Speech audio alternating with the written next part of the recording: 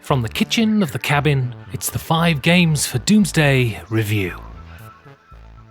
The King's Dilemma.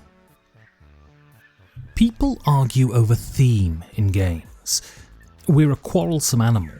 The world could be burning around us, it is by the way, and we would argue the toss over which body part to wash first when we have a shower. Mine is my right thigh. There's some personal information you never wanted to know. It's because we're myopic. We only look just beyond the tips of our noses because we're thrust through the world by our needs and are distracted by the throb of them every second of the day. Theme though. Everyone who's into games has a view on it, and in the tradition of argument since the first amphibian hauled itself out of the primordial minestrone, take that creationists, people like to present their view in the most unnuanced way possible, which makes sense, because misunderstanding promotes communication, and if we were totally reasonable, we'd never have an interesting conversation, no babies would be born, and we'd fade into the geological past. At least those forest fires might stop then. But is theme fundamental to the enjoyment of a game? Well, it depends on the game. Mostly though, theme is a small part of a game being successful. If we want to draw the tired old dichotomy of theme versus mechanics, and there's no dichotomy I like more than a tired old one, then theme will get you to the table, but it's the way that the games express themselves, the mechanisms that keep us there.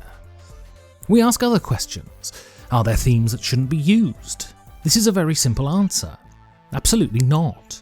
There are, of course, themes that are tricky, some that don't conform to your tastes, some that are, or at least should be, generally distasteful, but any art form, and board games certainly are one, shouldn't be afraid to be serious or flippant, profound or superficial, respectful or transgressive.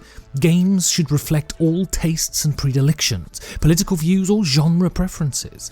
Art is a tool and should be used as such. Everything should be on the table, and anyone who tells you it shouldn't should be a person you should be wary of.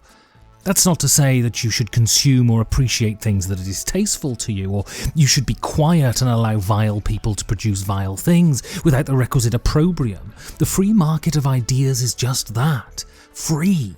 You can call a twat a twat. In fact, the free market of ideas is the only bloody free market that works. Then, sometimes, in board games, theme is indispensable, so entwined with every aspect of the game that to try and separate it is to destroy the game. The mechanisms serve it and blend with it so you don't know where one starts and the other ends. When the theme works, it's so intrinsic to the game because the game makes you feel that you're doing what you're supposed to be doing, that the manipulation of pieces sublimes into the action of the game and they become one and the same. There are games that are so well thought out, so well put together, designed so meticulously with the theme in mind, that to play them is to be submerged into the world of the game, to feel like you're there. And The King's Dilemma is a game that does just that. In The King's Dilemma, players are elected to a King's Council and have to oversee the running of the land. Safe to say there is a plethora of doublet and hose and a fair few cod pieces. Superficially, you should be playing to balance your needs against those of the country, but in reality, you're trying to feather the nest of your family and pull enough strings to ensure you come out on top. Dilemmas are presented to you and votes are cast on which course of action to take, and this affects different constituencies in the land which are tracked on the board, along with the decadence and privation of the king themselves. The king doesn't feature.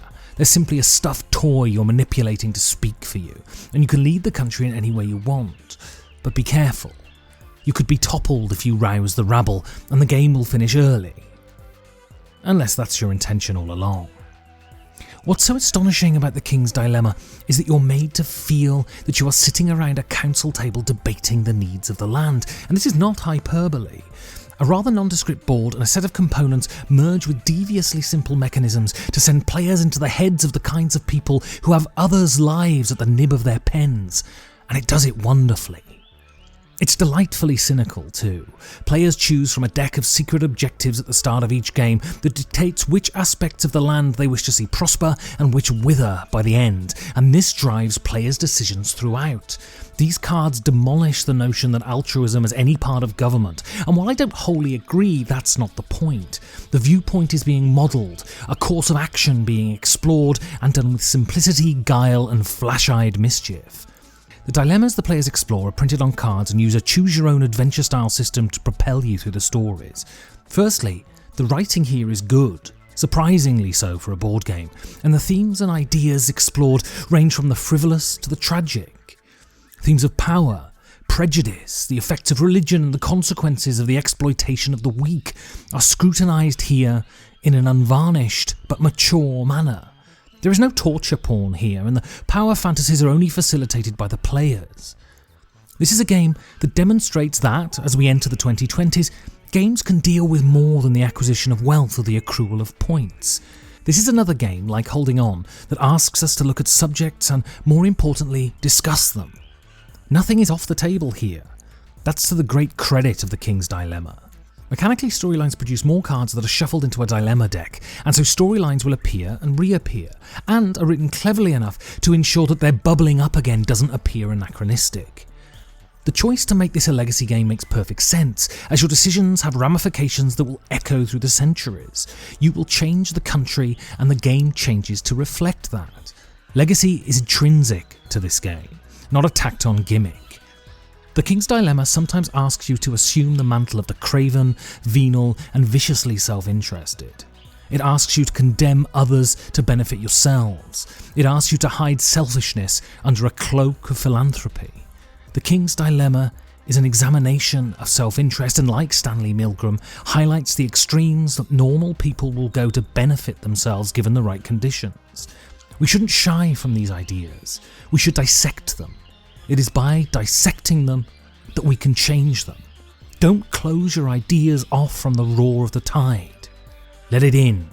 Embrace the noise. Horrible Guild consistently produces wonderful games. From the abstract rigour of Dragon Castle to the simple creative delight of Railway Inc., they consistently make games that are beautiful, varied and engaging. And with the King's Dilemma, they've done it again. This is a game that is its theme, and it asks you to embody that. And sometimes, that's the best feeling in gaming. Thank you for listening, and you can support this show by going to patreon.com/5G4D.